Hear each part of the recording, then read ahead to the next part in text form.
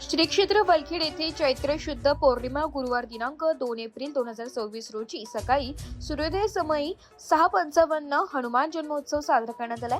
येथील हनुमान चौकात सुशोभीकरण करून कळसावर व परिसरात लाइटिंग करण्यात येऊन सगळीकडे भगव्या झेंडे लावण्यात येऊन रात्री भजन व जागरणाचा कार्यक्रम झालाय।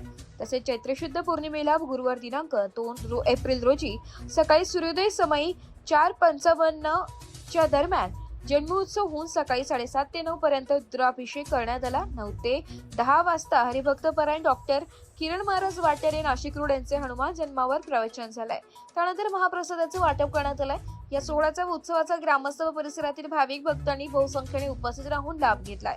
सर्वांचे हनुमान जन्मोत्सव समिती व ग्रामस्थांच्या वतीने आभार व्यक्त करण्यात आले। त्याला सांगतात जुना मदत सखा आहे आणि पुस्तक सखा नाही हव्या अध्यायामध्ये उपयोगात म्हणतात मानवानां धनंजया आणि तू माझी विभूती आहे।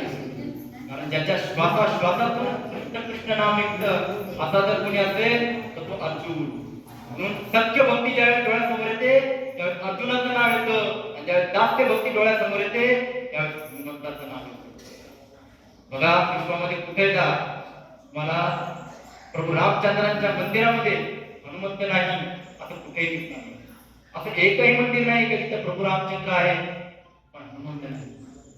जे भगवंताचं मंदिर भक्ताशिवाय पूर्ण होत नाही असं जर कोणी भक्त असेल तर ते आहे एवढ्या श्रेष्ठ भक्ताचं आज आपल्याला चिंतन करायचं आहे।